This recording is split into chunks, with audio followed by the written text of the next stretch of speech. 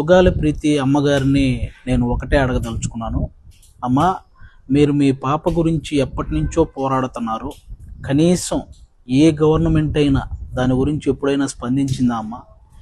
ఎప్పుడైతే పవన్ కళ్యాణ్ గారు మీ ఇష్యూని రైజ్ చేశారో అప్పుడే సుగాలి ప్రీతికి ఇంత అన్యాయం జరిగిందని అందరికీ తెలిసిందే. ఎప్పుడైతే పవన్ కళ్యాణ్ గారు ఆ ఇష్యూని రైజ్ చేశారో అప్పుడే ఆ గవర్నమెంట్ స్పందించి మీ ఆయనకు ఒక ఉద్యోగం, మీకు కొంత భూమి ఇవ్వటం జరిగింది.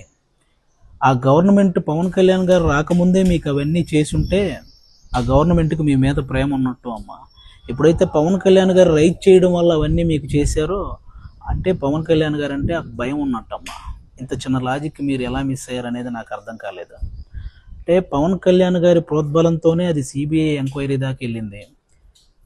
ఛార్జ్ షీట్లో పేర్లు మార్చేసి సిబిఐ వాళ్ళకు కూడా అంతు చిక్కనటువంటి అలాంటి కేసు గురించి ఇంకా పవన్ కళ్యాణ్ గారు ఇంకెంతకాలం పోరాడతారమ్మా? మీరైనా ఆలోచించాలి.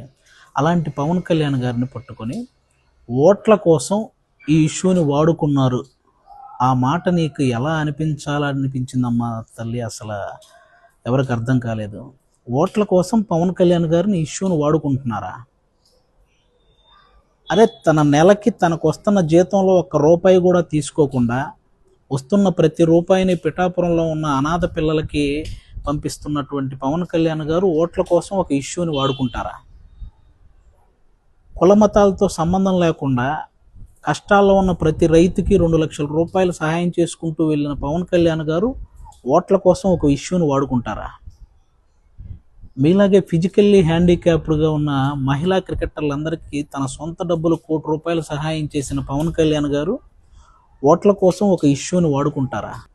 అమ్మా, ఓట్ల కోసం ఇష్యూని వాడుకునే వాళ్ళు సంపాదించుకుంటారు కానీ ఇలా సహాయం చేయరమ్మా. మీరు ఇది ఒక్కటి గుర్తుపెట్టుకోవాలి. ఆ మాట మీరు ఎందుకు అన్నారో తెలియదు.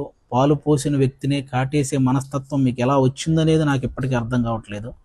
ఒక్కసారి దయించి మీరు పవన్ కళ్యాణ్ గారు కాకుండా ఈ ఇష్యూని మీరు కోరుకున్న విధంగా ఎవరైనా నిజంగా న్యాయం చేయగలిగితే నా జీవితంలో జనసేన గురించి మాట్లాడినమ్మా. మరి ఎందుకు మీరు నేను న్యాయం చేయండి అని అడిగినప్పుడు మీకు కులం గుర్తొచ్చింది? ఎందుకు మీరు న్యాయం చేయలేరు, మీరు చేయలేకపోతున్నారు అడిగినప్పుడు మీరు మరి నా అవిటితనాన్ని మీరు బయటికి తీసుకురావడం జరిగింది? అంటే అప్పటి వరకు మీరు చెప్పిన మాటలన్నీ, ఇచ్చిన హామీలన్నీ డొల్లనా? చెప్పండి. ఎందుకు మీరు సుగాలి ప్రీతి కేసును ఇంతలా వాడుకొని మీరు గద్దెక్కిన తర్వాత సుగాలి ప్రీతి కేసును పక్కన పెట్టేశారని అడుగుతా ఉన్నాను. ఇదేనా మీరు మరి జనాలకు మీరు మాట ఇచ్చి చేసేది? మీరు మాట ఇచ్చి మర్చిపోయిన పవన్ కళ్యాణ్ గారని చెప్తా ఉన్నాను. మరి ఇప్పటికి కూడా ఈ రోజు వరకు కూడా మీరు మా మీద బాధితులలాగా చూడకుండా ముద్దాయిలాగా చూస్తూ నా కూతురు సుగాలి ప్రీతి మరణించిన వార్త కంటే మీరు మాకు పెడుతున్న బాధలే ఎక్కువయ్యాయి. మీరు మానసికంగా మమ్మల్ని చంపేస్తున్నారు, మమ్మల్ని మోసం చేస్తున్నారు. ఇప్పటికి కూడా ఈ కూటమి ప్రభుత్వంలో కొంచెం కూడా మరి చలనం లేదు. మరి పవన్ కళ్యాణ్ గారు నిలదీయాల్సినది 2019 నుంచి 2024 వరకు జగన్మోహన్ రెడ్డి గారిని మీరు అంతగా నిలదీశారు కదా. మరి అదే దాంట్లో ఒక 10% అన్నా మీరు కూటమి ప్రభుత్వాన్ని ప్రశ్నించి ఉంటే ఈ రోజు నా కూతురు కేసుకు ఒక సొల్యూషన్ వచ్చేది. మీరు మరి మోడీ గారితో మాట్లాడండి. మీరు మోడీ గారితో మాట్లాడతా అని చెప్పారు, మరి సిబిఐకి ఇప్పిస్తా అన్నారు. మరి మీరు చేసిన హామీలు ఎక్కడికి పోయినాయి? ఎందుకు మీరు సుగాలి ప్రీతి కేసును ఇంతగా మీరు మోసం చేయాల్సి వచ్చింది? కేవలం మీరు డిప్యూటీ సీఎం రాజకీయాల కోసమే మీరు సుగాలి ప్రీతి కేసును వాడుకొని మమ్మల్ని మోసం చేశారు. మీరు ఇప్పుడు ఒప్పుకోండి, మీరు సుగాలి ప్రీతి కేసును వాడుకొని మాత్రమే మీరు డిప్యూటీ సీఎం అయ్యారని ఇప్పటికైనా మీరు ప్రెస్ మీట్ పెట్టి చెప్పండి.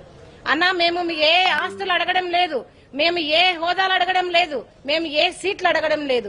కేవలం మీరు పిలిపించుకొని 2019లో మాట ఇచ్చారు, అమ్మ మేము చేస్తాము, మీ కేసుకి న్యాయం చేస్తాము, ఫస్ట్ కేసు సుగాలి ప్రీతి కేసే అన్నారు. కానీ ఇప్పటి వరకు 24 నెలలు గడిచినా కూడా మీకు అసలు కొంచెం కూడా చలనం లేదు.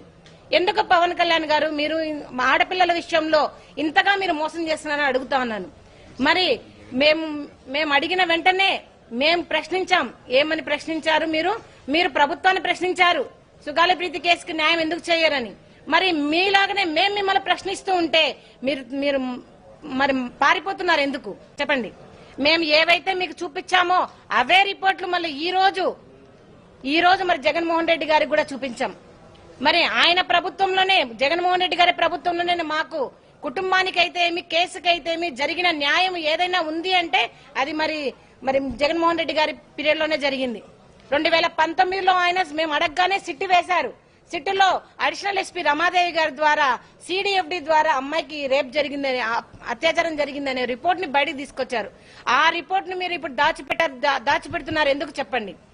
మీరు అక్కడ క్లియర్ కట్ గా సిడిఎఫ్డి రిపోర్ట్ లో డిఎన్ఏ ఈల్డ్ అయిన తర్వాత మీరెందుకు ఈ ప్రభుత్వం మరి అధికారంలో ఉండి కూడా సిట్టు వేయలేకపోతున్నారు?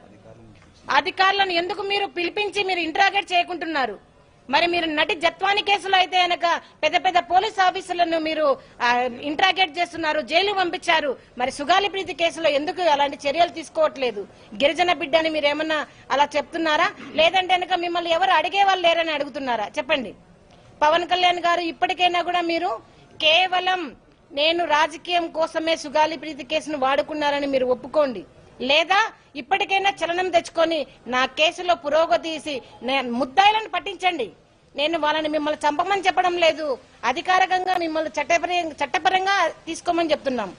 ఏదైతే అధికారులు 2017 నుంచి 19 వరకు తెలుగుదేశం పార్టీకి సంబంధించిన అధికారులు ఏదైతే ఉన్నారో కేసులకి తారుమారు చేశారో ఆ అధికారులను పట్టుకొని మీరు ఇంటరాగేట్ చేసి కేసును ఎందుకు ఇంతగా మీరు నీరుగార్చారనే ప్రశ్నలు మీరు వేసి వాళ్ళని ఇంటరాగేట్ చేసి మా కేసుకు న్యాయం చేయండి అడుగుతున్నాం.